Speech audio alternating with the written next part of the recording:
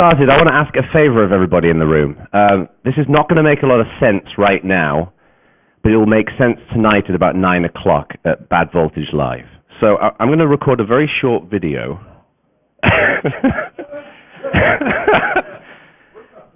Now, what I'd like you all to do at the same time is to say, "We all hate Stuart Langridge," okay? So when I do, I'm going to count down. You know he's in the room. Yeah. Oh, I know. 3, 2, 1, and then. Hang on.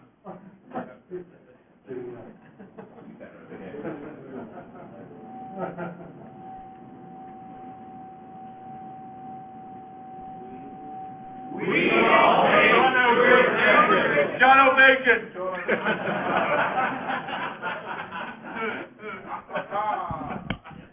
All right. Thank you for that.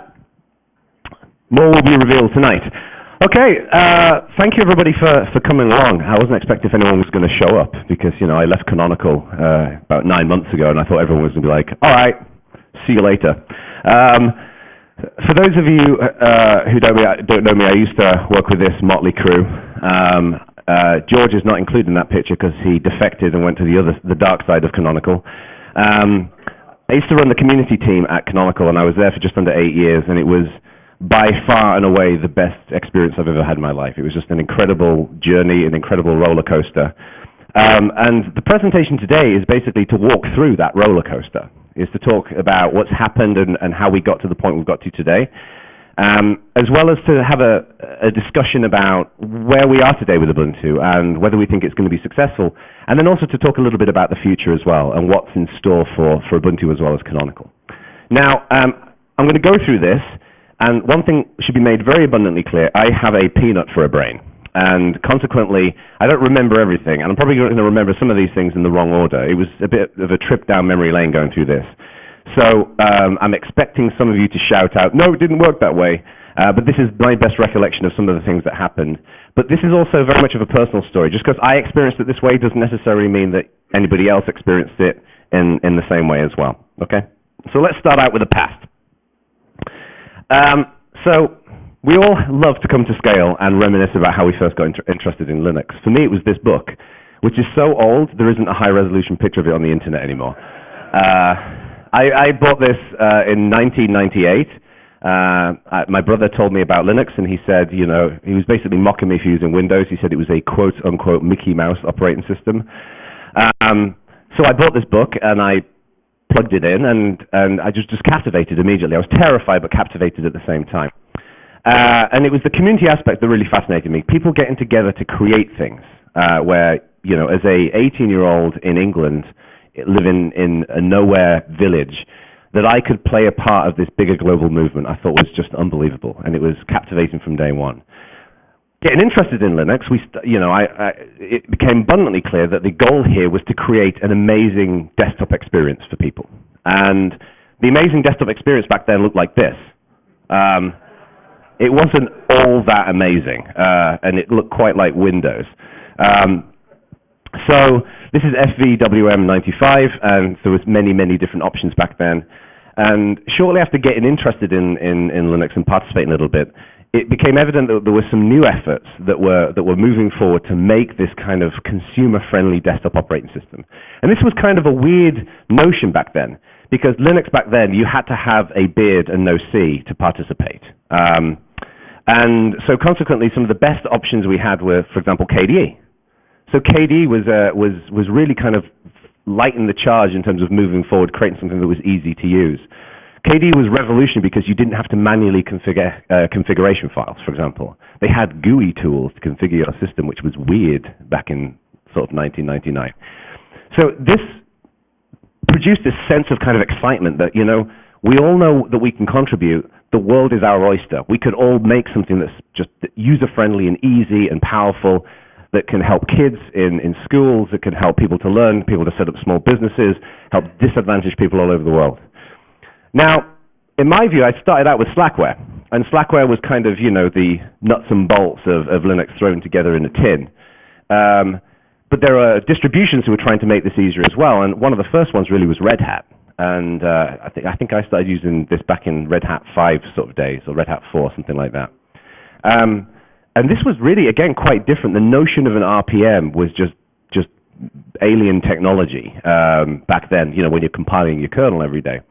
But Red Hat in itself was still quite complicated. So shortly after that, and some of you, all this will be very familiar, there was Mandrake. And Mandrake is when we started seeing things really kind of starting to roll. This is the Ubuntu that never happened, as far as I'm concerned. And I feel a little bit sad for them because it's been like the longest death of a company ever. It's like just dragged out. Knoppix?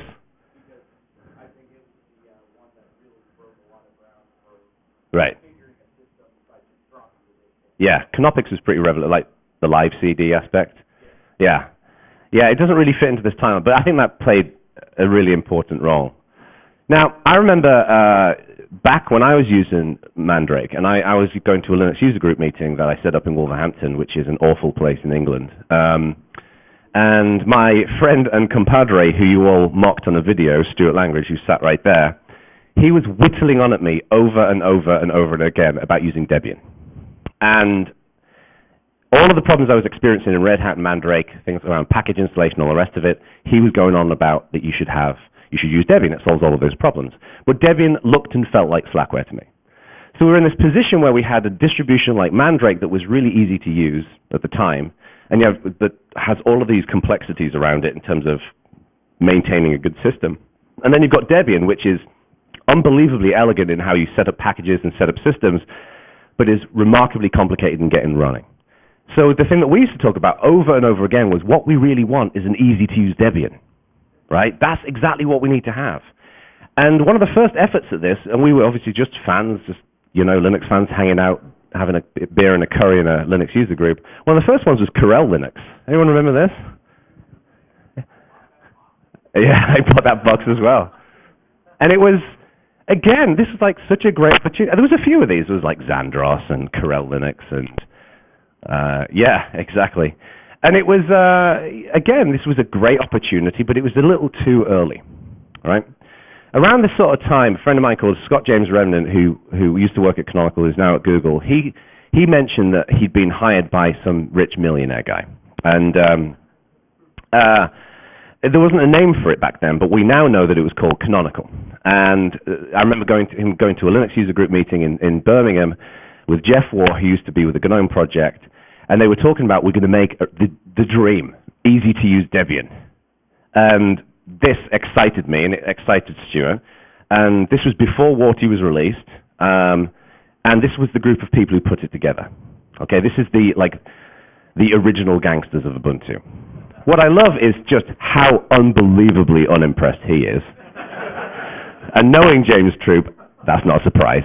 And also this guy, right, Matt Zimmerman, not impressed as well. I used to work for him, so I can talk shit about him. So this is the group, and this is Scott James Remnant, the guy that I was talking about. Amazing group of people, and they put together Warty, which completely changed the Linux landscape as far as I was concerned. So I started using Warty like a bunch of other people, and a couple of releases passed, and then I joined Canonical. This is my first picture ever taken at Ubuntu Developer Summit, wearing a decapitated T-shirt, and that stupid beard. I joined in 2006. And so in the past, we've had all of these different releases. And I spent time at Canonical working on this group of releases. So we were releasing every 6 months, repeatedly.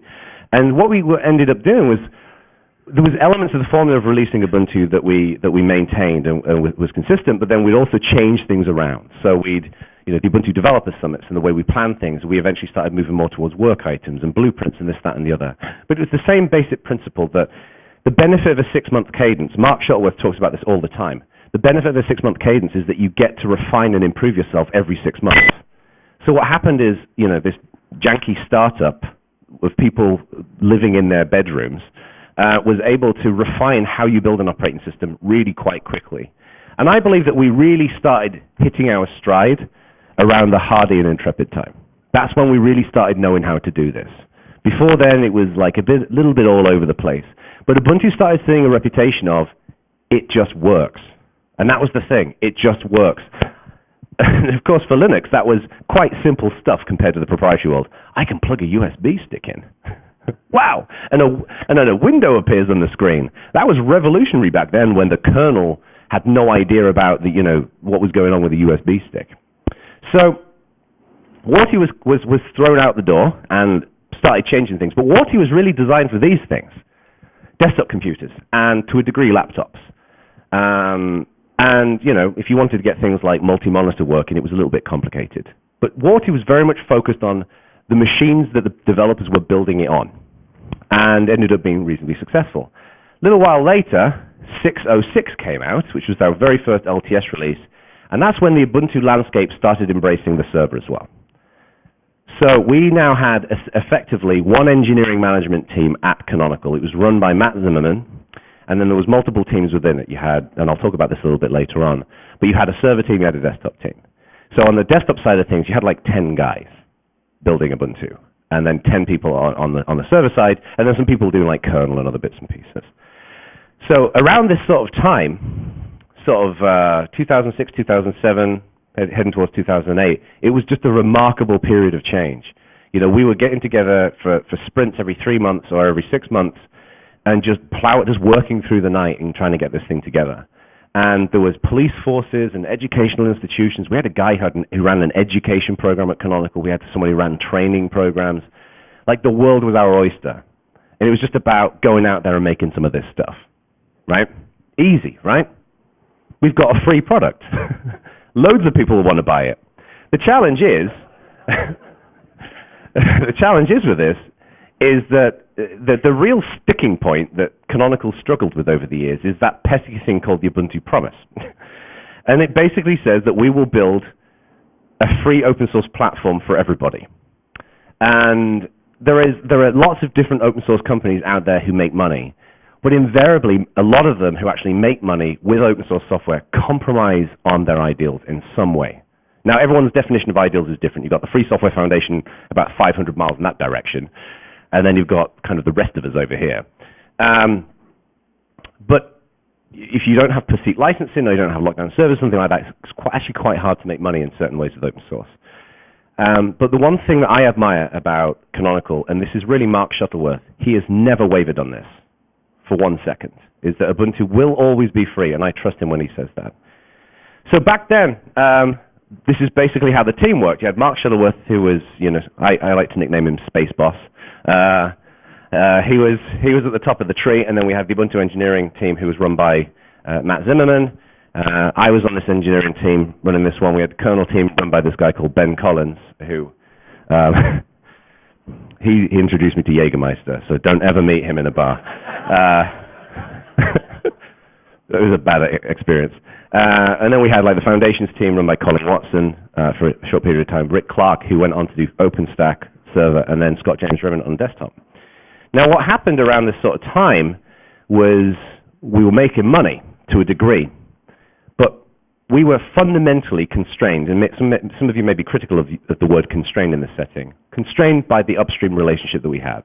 So what Ubuntu was effectively doing was taking lots of open source pieces, putting it together into a platform, and then shipping it. And that's what Linux distributions did. But the difficulty with that is that the only advantage that you really have is being first. And when you release every 6 months, and other distributions are now releasing every 6 months, you don't have a lot of being first time. So yes, it was great back then because you could get the brand new GNOME, and you could get the brand new X and the brand new kernel, and you could get it from Ubuntu, but then 3 months later you'd get it in Fedora and you get it in elsewhere. So it's quite difficult to differentiate in some kind of way. And this is when we started thinking, and I wasn't really involved in these discussions, this was primarily Mark. This is when the thinking was about, well, why don't we differentiate a little bit with Ubuntu? And the team was adjusted to look a little bit like this. So you had the Ubuntu engineering team, all like this. A couple of people stepped down here. And then Mark created the design team. Now, this is important. That design team is important for a few reasons. This was the first time in Canonical where product definition and development was happening outside of the team that was actually building it.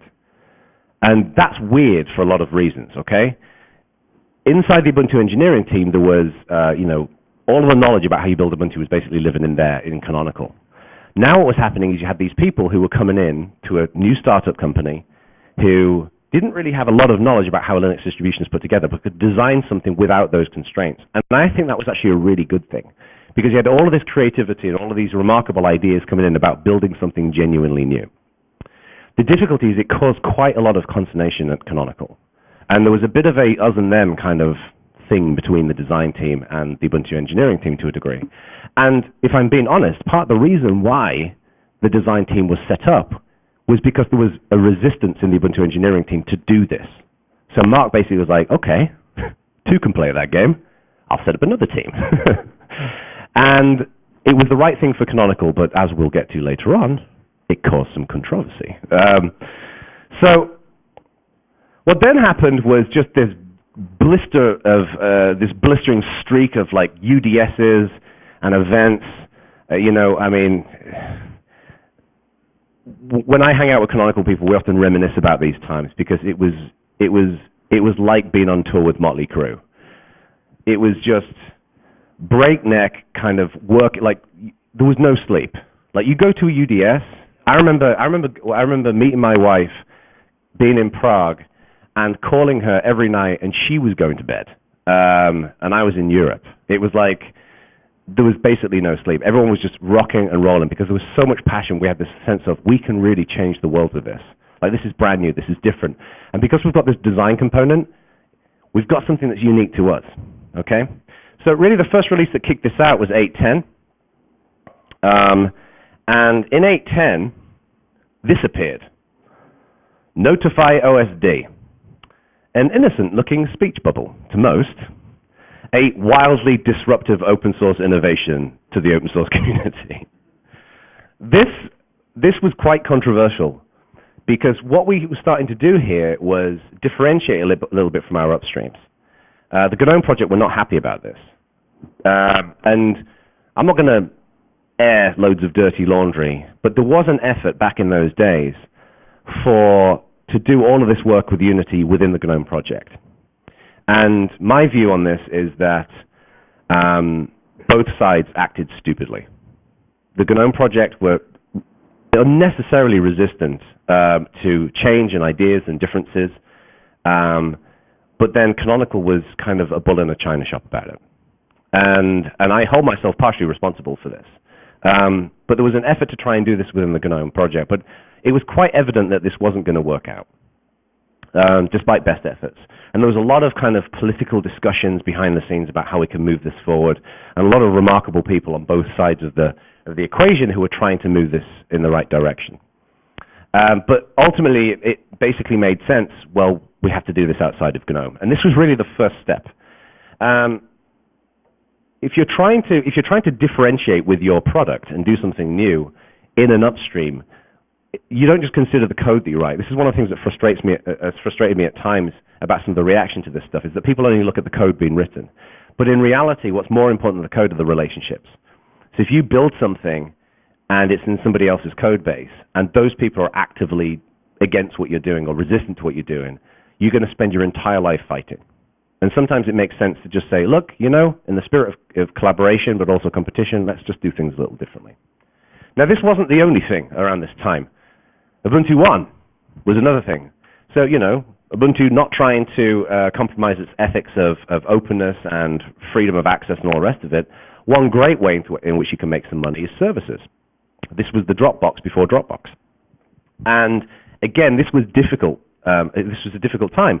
Part of the reason for this was because the word Ubuntu was in the term Ubuntu One. And for some members of our community, they felt like you shouldn't associate a commercial service with the trademark Ubuntu. So there was lots of subtleties and discussions around this. And what was interesting about this, from my perspective, is that all of these debates and discussions, and in some cases arguments, were actually really good for us because it was testing the relationship between a collaborative community and a commercial entity in ways that had not really been done before. I wasn't aware of any other organization that had these kinds of challenges. And ultimately, things started moving in the right direction. Now, 10.10. This was Maverick, I think. I always forget the names. This is when you first saw Unity. Who remembers Unity coming into the Ubuntu world? Yeah, I've skipped over UNR. This was a very, very, very, very controversial move on Canonical's part. And it was, without a shadow of doubt, like for me, I was sadly at the kind of the brunt of a lot of this stuff. One of the great things about being a community manager is that you get way more credit than you deserve. Like, I go to conferences and people come up and say, thank you for Ubuntu. Like, it's just me. Like, I'd love to take the credit, but there's lots of people who feed into this. But one of the downsides of being a community manager is people come up and say, you moved the freaking Windows buttons to the wrong side of the window. So it just lit up like a Christmas tree. And we were just being yelled at from all sides. And there were some people who were saying, this is a great thing. Some people were saying, this is not a great thing. Blah, blah, blah, blah, blah, blah, blah. And what this really did is it ushered in a new era for Ubuntu, an era that we could never go back to the way things were. Like, we could never go back to just shipping, the latest, greatest open source crack, which is the way we described it back in the old days. There are derivatives and flavors who do this, like Ubuntu, for example, and Kubuntu, but the core Ubuntu could never go back to that because the path has now been trodden. And what this new era really said was that we're going to take control of our destiny. Is that we're going to look at Ubuntu and we're going to build something that we believe is the right step forward. Because part of the contention with all of this was the upstream-downstream relationship. So for those of you who don't know the lingo, upstreams are projects like GNOME and X and the kernel, all these individual open source projects that we bring together into a distribution. Downstream is the distribution. So the way, invariably what you do is you take these upstream pieces and you bring them in, you put them into the distribution. And there's a set of social conventions there that are relatively unspoken, but people expect. So, for example, upstreams generally don't like you adjusting what they've got. So, like, if you take GNOME and you configure it outside of, like, some theme changes, maybe some like a default background and stuff like that, if you start adding your own pieces in there, upstream gets pretty pissed off pretty quickly. And it's not just GNOME, it's lots of different projects who do that. The other thing is that upstreams generally just expect their software to be shipped. Right? They don't in many cases, upstreams don't actually care about which distributions they appear in, so long as they get shipped and as long as they hit users. Downstreams do care about that. They care about making sure that they can meet those users, but downstreams, in many cases, don't really care as much about the upstream process. You also have different types of support and expectations. So, for example, with an upstream, very, very few people use an upstream by building it manually. Like, how many people in this room, this is probably a bad question for this audience, how many people in this room have built GNOME from scratch? That guy, right? How many of you have used GNOME in a distribution? Basically the rest of you, okay? So that means that the people who are providing feedback and perspectives to upstreams are going to be a different type of person than people who are going to be providing feedback and perspectives to, to the downstream. So you get like the same product or the same piece, GNOME, but lots of different viewpoints and different expectations about how that stuff works. This is a contention that will always exist. By Canonical basically deciding to build Unity and deciding to build these different pieces, it essentially said to the upstream-downstream relationship, we're gonna do what we think is right in some areas, and things that aren't right, we're gonna kind of not use your stuff in other areas.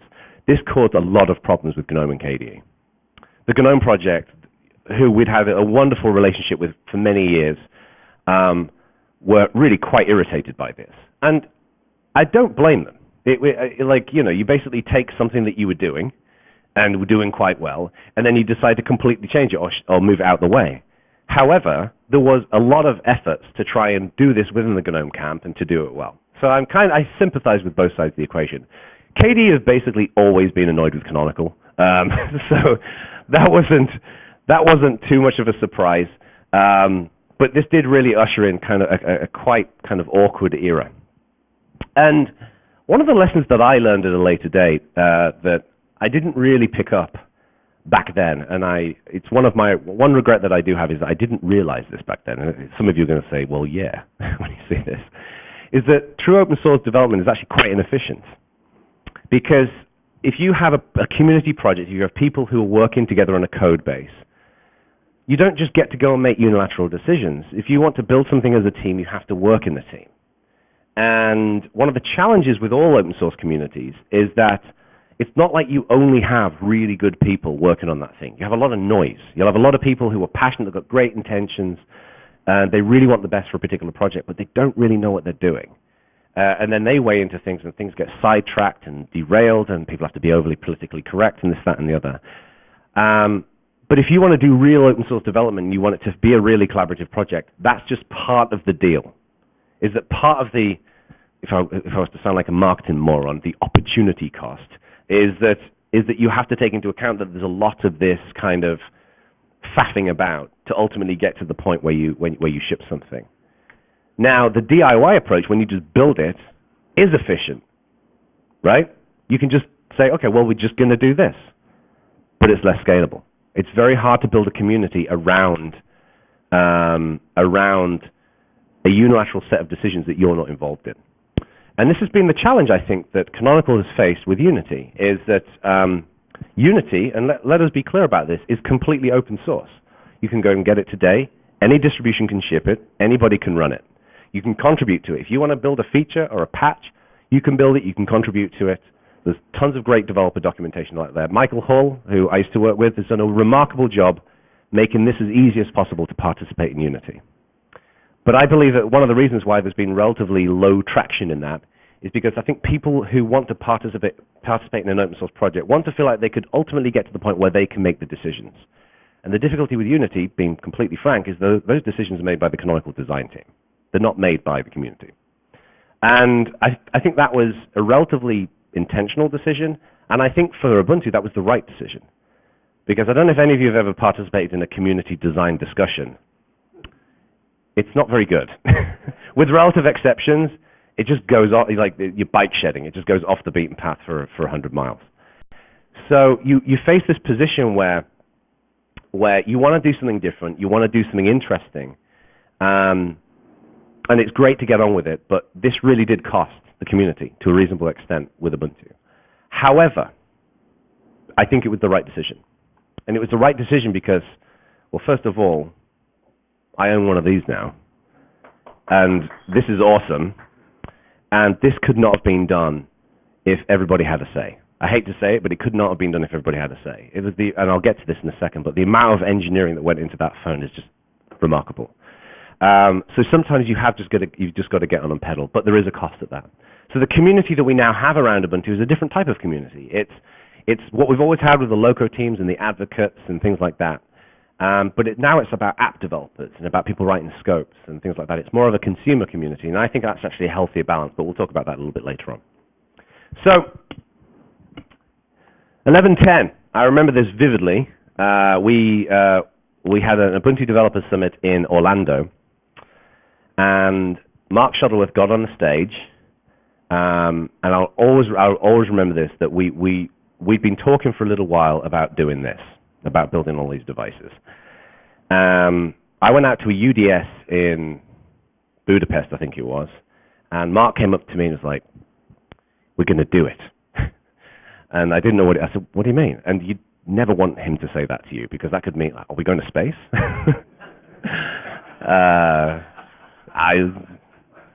Do you need a cup of coffee? I mean, he's like, we're going to build Ubuntu, and it's going to run on everything. And I said to him, you're going to need a lot of engineering for that. He said, we're going to hire him. He said, I've put in a head count to Jane, who was CEO, for 150 people. I'm like, okay. I like how he said, I put in a head count. Like, that matters. It's like, you'll get it. Right. Filled out the form. So, at the UDS after that, we talked about this. And Mark basically said, we want to build Ubuntu for all these different devices. We got mailing lists set up. We got all this stuff set up. This is going to be incredible, but we want your input. We want your guidance. And that UDS was just brilliant. We had so much community interest and participation. And at this time, a lot of the fire and the flame around the switch to Unity had kind of died down. Like, the community had settled with the fact that Unity is really something that, yes, you can collaborate with if you want to, like people were fixing bugs and paper cuts and stuff like that, but it has been driven to a reasonable extent by Canonical. But there's still so much other stuff we want to do. We want to build an SDK. We want to build a development platform. In fact, we had to build all of these different things. You know, a lot of people look at the Ubuntu phone, and by the way, if you haven't bought one of these, go out and buy one of these when you can, because this thing is amazing. We got I know Stuart's got one, I've got one,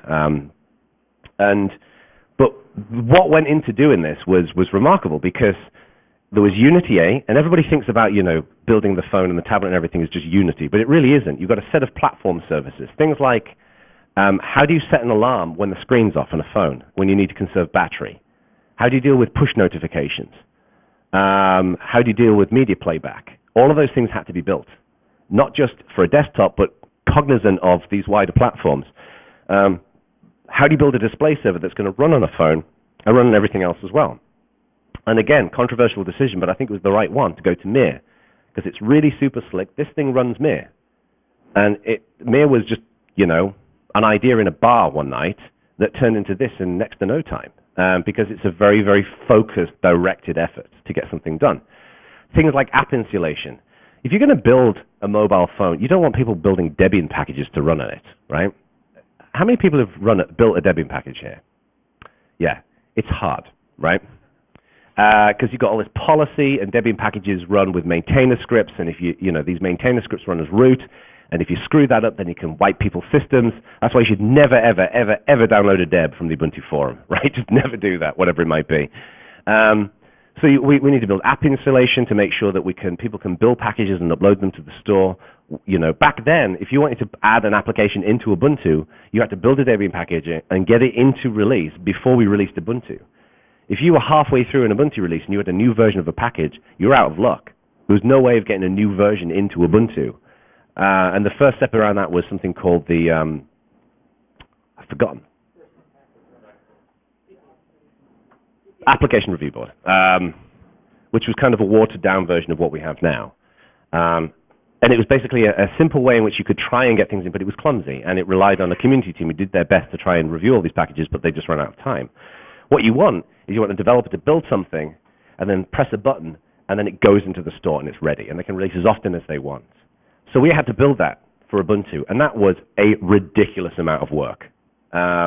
So again, that's something you don't really see. You see the store where you can go and download the app and you can review it, but that's just that's the top layer of this massive mountain of work that had to be done. Things like the Ubuntu SDK. There was no SDK back then. If you want to build an application for Ubuntu, you can use PyGTK or GTK. You can write it in C, Vala, C++. You could write it in 100 different languages with 100 different toolkits. And we want consistency because you're building a set of platform services. So, you know, I've mentioned this before, but I cannot emphasize enough how much work went into building this with a fairly small team of people. I think it was probably about 80 to 100 people who worked on this, who worked just an unnameable amount of hours to kind of build this and deliver this, but it was the right thing, I think, moving forward. But this caused disruption. And, you know, there was frustration in the community because people didn't like the fact that this was, that in a way, people were kind of less involved. And the thing I find ironic about this is that the people who were doing the complaining invariably were the people who would never contribute anyway. Because some people use open sources.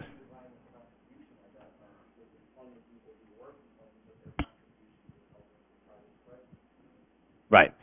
In my mind, if you're doing something in a way to help Ubuntu, then we want to hear your opinion, we want to hear your perspective, because you've earned your right to have an opinion and a perspective at the table. If you're just reading OMG Ubuntu, you're treating open source like a religion.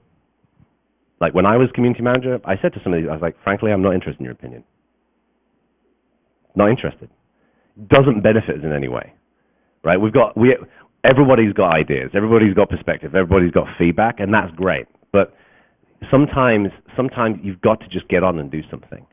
And part of this was that I think some people in the open source community, certainly not everybody, treat open source like it's a massive online role-playing game, where you get karma and points, you get hit points for when you out-swerve somebody who's trying to make a point. And it just turns into this bubbling melting pot of arguing and debating. And we saw a lot of this. And a lot of it was deeply unconstructive. The policy that we've always had from day one in Ubuntu is that we welcome all opinions, all perspectives, so long as they're shared politely and respectfully. And if you've contributed, we listen to your opinion a bit more. So, for example, there was a guy called Scott Ritchie, maintained Wine for Ubuntu for a long time, deeply critical of a lot of stuff that we were doing. But Scott's the way he expressed it and the way he emphasized it was so elegant, and even though it was deeply critical, it was so elegant that we sat down and talked and hashed things out and moved the debate forward. But all of this trolling and fighting online was just ridiculous. And part of the challenge to this, and this is probably the most controversial slide I've ever put up in a presentation before, you can't really fire community members very easily. The simple reality, where Ubuntu was a little different to a lot of open source projects, like I said, back in '98 when we were all running FVWM 95, back in those days, if you participated in Linux and open source, you were generally pretty hardcore. Even if you wanted to write documentation, you had to know a programming language, LaTeX. And consequently, what happened is open source communities generally had pretty technical, experienced individuals. So even though people might see things from different perspectives, invariably those people had the chops to actually be engaged in the discussion. When I joined Canonical, my goal was I want the Ubuntu community to be a place where anyone can play, like where you don't have to be a C developer, where if you're passionate and you're an advocate or you're a great artist or a designer, there's a way in which you can be a part of our mission, that everybody's got a place to play. The challenge with that is you get a lot of hangers-on. You get a lot of people who join that got so much passion, they love what we're doing, they love the goals and the ethos and all that kind of stuff. But they don't really have a lot to contribute. But because they are on the mailing lists and they're on the IRC channels and they watch the Hangouts, they feel like they have an opinion that should be listened to. And this is a meritocracy, right? You earn respect. Just showing up to IRC channels and Hangouts doesn't necessarily do that for you. So consequently, what happened is we had a lot of people who were very, very critical who didn't really contribute anything. So what they did is they were constantly yelling and yelling and yelling and just demotivating the people who were doing the good work. And this was something that we were constantly having conversations about behind the scenes, was how do we deal with this? Because you can't tell that person, and I'm obviously not going to name any specific people, but you can't tell that person to go away.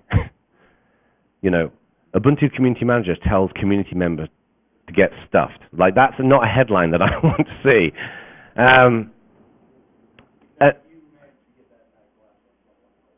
Sorry?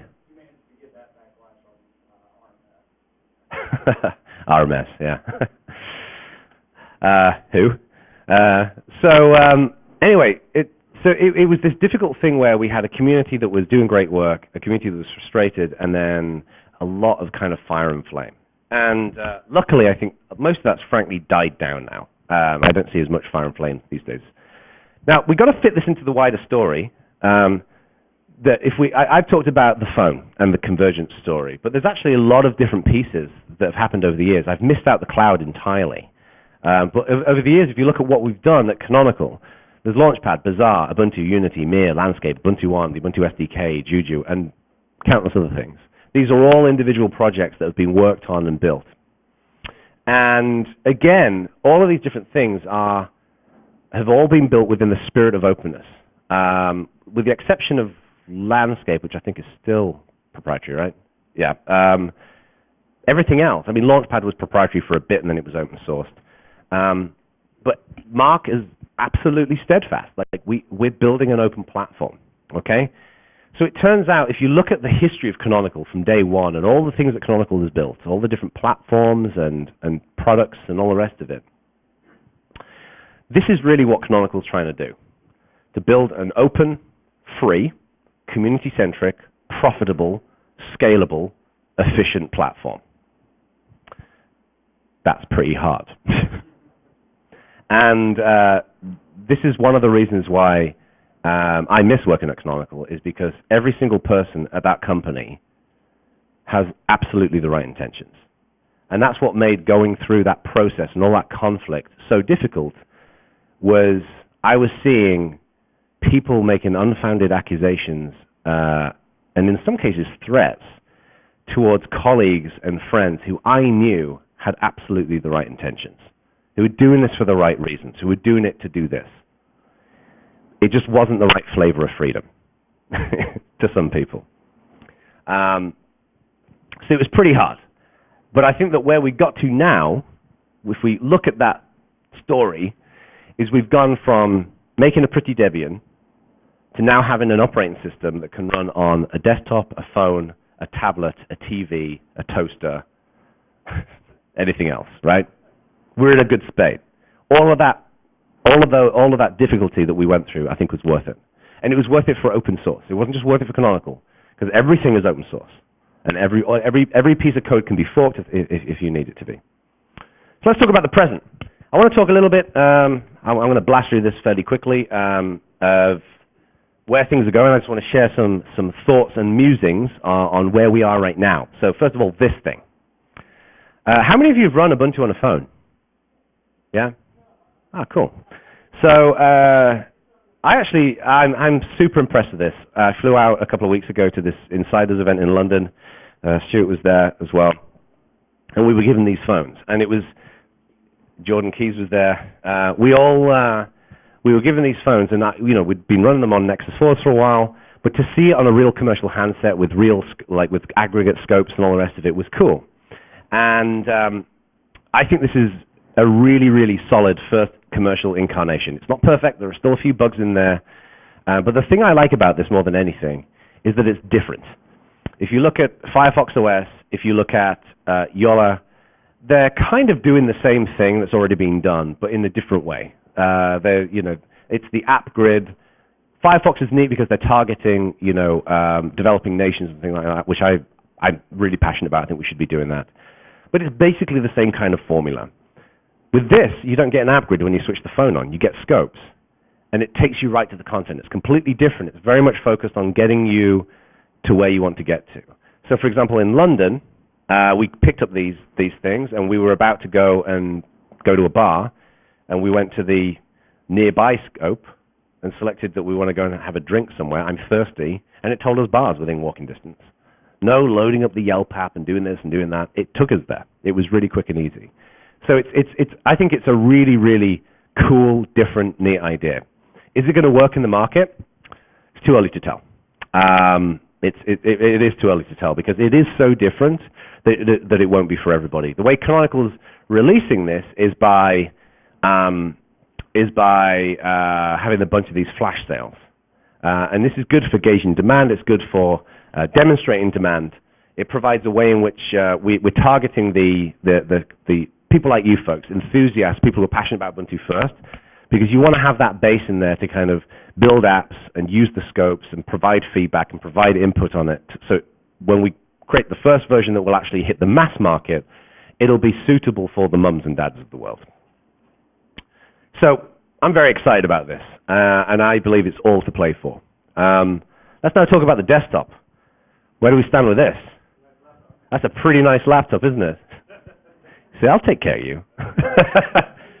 System 76, wonderful creator of laptops. Go and get your Ubuntu laptops. You can also win a Gallagher Ultra Pro laptop tonight at Live Voltage. So be sure, Bad Voltage Live. So go there. In fact, you can win it by ranting for 60 seconds. So if you hate something, practice. I'm giving you all a heads up because you're all Ubuntu people, so you're all great people. Think about something that really annoys you, right? And practice ranting about it for 60 seconds, right? And then show up tonight, and you might be able to win a System 76 laptop. The desktop is, for all intents and purposes, right now in maintenance mode, right? It does its thing, and it works well. However, what's going on behind the scenes, of course, the behind the scenes in terms of like the releases, is Unity 8 converging. And the desktop team is run by this guy called Bill, who is Stuart's best friend from being like 2 years old, who is just a wonderful individual. And they're already like, there's window buttons and all these kinds of things that are coming in, so it really looks like a desktop. And it's going to be awesome. I can't wait to see Unity 8 when it hits a stable release. So looking good there. And then of course we have convergence. What do we think about convergence right now? In my mind, convergence is cool, but I don't think it's why people buy products. Convergence is great for building a platform that can ultimately target other things. So if we hadn't gone the convergence route with Ubuntu, we'd just have a server operating system, and we'd just have a a desktop operating system. There'd be no option for phones and tablets and everything else. But all that work that I was talking about, all that engineering and design, all the rest of it that's gone into it, has now built a platform that you could potentially scale out to multiple areas. Watches and wearables and other things. It's all to play for. So it means that we have a much more nimble platform than we've ever had before. So I think convergence is great for us as people who are enthusiastic about Ubuntu. It's great for people like System 76 who are building products. It's great for Canonical who are fielding a lot of this work. So this is great, but this is not the reason why I believe people buy devices. I think that when you have a laptop and a tablet and you have a watch and you have a phone and you have a toaster on the market, then people may buy it because of that. But right now, it's not going to be why people buy it because of that. The cloud. I've left out the cloud almost entirely here because, frankly, I'm not a great authority on it. But Ubuntu and Canonical is just doing amazing work with the cloud. I mean, all the major clouds, setting up private clouds. You're constantly hearing Ubuntu in the press about this, and I think this is super exciting. Canonical is almost two businesses. It's a client side and it's a cloud side, and they're kind of different. They're like two different startups almost in the same company. So George and Marco, for example, work on the cloud side of things, and they're just doing incredible work. And it's amazing watching Ubuntu flourish out there. What about the community? We talked a lot about the community in this session. I think that we went through this difficult transition. We lost some people. We gained some people. But I believe the community is strong, and it's super passionate about Ubuntu as it's always been. And I actually feel like we have a healthier community today than we've ever had. Because we have a community today that's frankly realistic, that has an idea about, okay, in anything in the world, you've got lines drawn in certain areas. Like there's a line for this and a line for that, and it's not, the Hunger Games, and it's not a free-for-all. And I feel like we have a great community. We got communities who are like a bunch of the default apps that ship on the phone were written by community members. A bunch of QA was done by community members. I had a guy came up to me yesterday who's been doing a bunch of ISO testing. The community is, I think, doing really well. I think we're healing from a lot of this conflict that we've had, and now it's fading into the past, and now our community will continue to grow. And people such as Michael and the rest of the community team at Canonical, I can't think of a better group of people to lead this and move it forward. So let's talk about the future. As I wrap this up, the future is an open book. It's difficult to tell because, I mean, anyone who listens to Bad Voltage will know that I'm awful at predictions. So I'm gonna give you some predictions in a bit. I think that we can look at I believe it's better to look at the attributes of what we have to help guide us into predicting what the future is going to look like. So I think we have some reasons to be thankful and we have some reasons to be cautious. Mark Shuttleworth, very good reason to be thankful. This guy, he's a love it or hate him kind of guy. He's brilliant, and Ubuntu cannot succeed without him. He's a unique mind, unbelievable talents in design, in engineering. He challenges the norm. He knows what he wants to go out and get, and he'll go out and get it. You have to be a very specific kind of individual to work very closely with him, because like all founders, he's a bit mad. But he's brilliant, and I'm so glad that we have him continue to be involved in Ubuntu. Another reason to be thankful, the Ubuntu engineering team are just one of the most brilliant group of people I've ever known. All of them. They're absolutely fantastic. Under the leadership of Rick Spencer, who is a wonderful guy as well. They are the backbone for a lot of the stuff that you're seeing on this. They're all probably like on a desert island somewhere right now. Now it's shipped. The other thing, another reason to be thankful, the culture of Canonical. When I joined Canonical in 2006, the culture was one of we're filled with great people who want to do really great work, and we just get on and do it. We don't have a lot of bureaucracy. You don't have to fill in 1,000 forms to get something done. You just get on and do it. And that culture is still there today. Nearly 650, 700 people. It's exactly the same culture at Canonical today. You just get on and do it. As an example, when I was running the community management team, we decided to build a developer website. Most companies would not let a community management team do that, and we just went and did it. We threw up a WordPress and started working on some things. Mike started writing an API CMS in his spare time. You just get on and do it, and I love that about Canonical. It's so refreshing. And of course, our community. You know, I mentioned that there were some people in the community that, frankly, we weren't particularly interested in their opinions, and that you'll have that with all communities. But by and large, the Ubuntu community is a wonderful, wonderful example of an open source community that does incredible things. And it's not just the community that does complementary things, that writes apps and writes scopes and tests. It's the community members like Scott Ritchie who challenges and test the waters and want to challenge the status quo in a way that is dignified and respectful. And we have a lot of people out there, and we absolutely need those people as well. Reasons to be cautious. Mark Shuttleworth.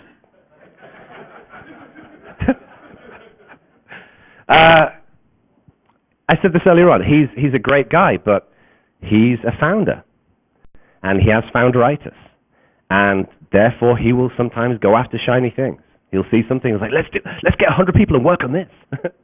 And you've got to be careful when you get into a startup, when you're a startup, to not just always chase after the shiny things. One criticism I have a bit of Canonical is that I think Canonical spreads itself too thin in too many different areas. If you look at Launchpad and Bazaar and the cloud and phones and this, that, and the other, it's getting a lot better. It's much more constrained. I was really happy when we made the decision to just focus on the phone and not do the TV and the tablet at the same time. But it's, you know, it's definitely, you've got to be cautious about that. You know, I think the benefits far outweigh the disadvantages, but we can't ignore the disadvantages. Another reason to be cautious, the culture of Canonical. Canonical is an amazing company, but it is a clique. And I was involved in that clique, and I think we always, people at Canonical and people who work at Canonical, need to be a little bit mindful of that. And I'm as guilty as anyone for that. And it can be, it's like when you have a really, really passionate group of people, sometimes it can be difficult to see outside of that. Like when I left Canonical, I learned so much from leaving that I never saw when I was inside, because I didn't think I was biased, but I was massively biased.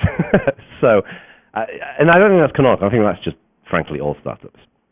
We also have to be cautious of deeply competitive markets. I read that statistic about there's, what, 1 billion Android phones or something like that on the market? And we've got, what, maybe 5,000 Ubuntu phones on the market. We're fighting some tall giants, and this is going to be very difficult to compete in these markets. The cloud is more accessible because it's much more within the Linux kind of world and the engineering side of things. The phone is way different. You know, we have a phone here that doesn't have WhatsApp on it. It doesn't have Skype on it. You can't make a Google Hangout on it. And it's going to take us time to get there, and that's going to be a very strategic and at times political route.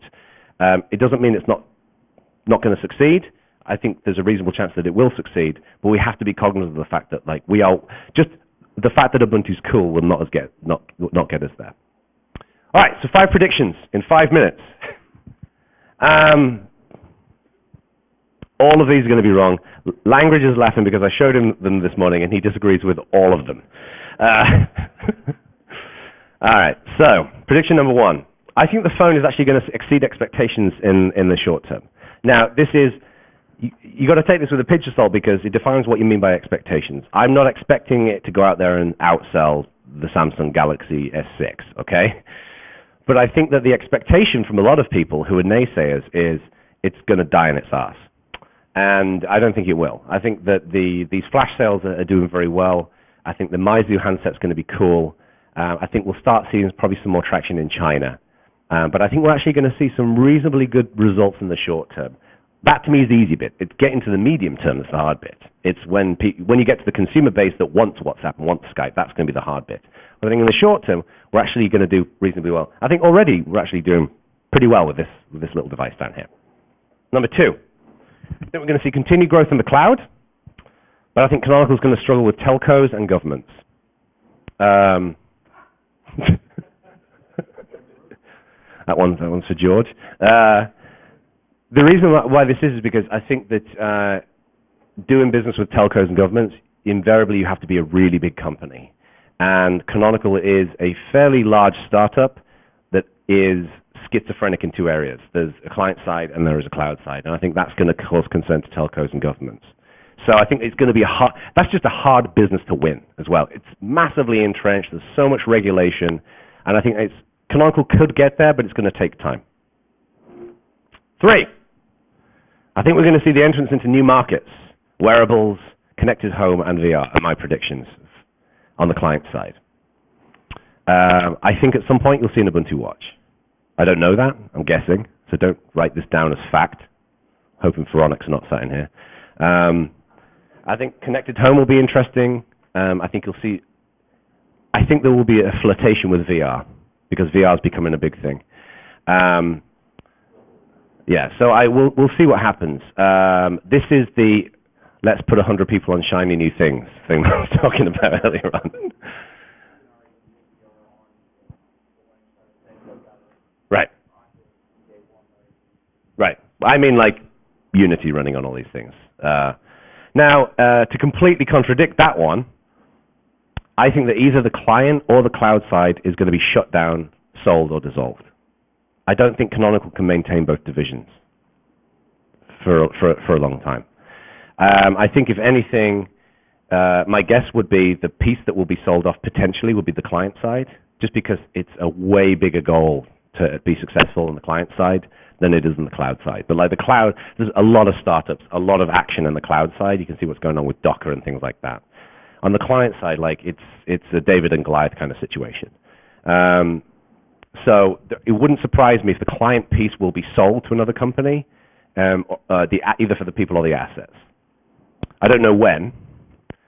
I think it will be more than 5 years' time, potentially, because I think Mark Shuttleworth will be involved for at least another 5 years. There was always a question when I was at Canonical of how long is he going to be involved? Like, the guy's got hundreds and hundreds and hundreds of millions of dollars, right? You can just go around buying islands if you want to. But he spends his life working on this. And it could be, you worry that, this guy who's such a beacon for Ubuntu and Canonical could just get bored and move on and do something else. People have been predicting this for a long time. I think he's going to be around for at least another 5 years. And I think the reason is simple. He's having the time of his life. And frankly, he doesn't really need to care about money. He doesn't need Canonical to be successful financially. I think what he wants is success in the market. And I think that Canonical will be financially successful and is continuing to be financially successful. And I think that will keep his attraction, his interest there, is that he's getting to work on really cool things like Snappy Core and Ubuntu for phones and the cloud and Juju and all these different pieces. And he gets to surround himself with some of the best engineers in the world. All right, I'm pretty much done. I do have one more reminder. Get along to our thing tonight, 9 p.m., Bad Voltage Live. There's going to be some beer and some drinks there. You can win a laptop.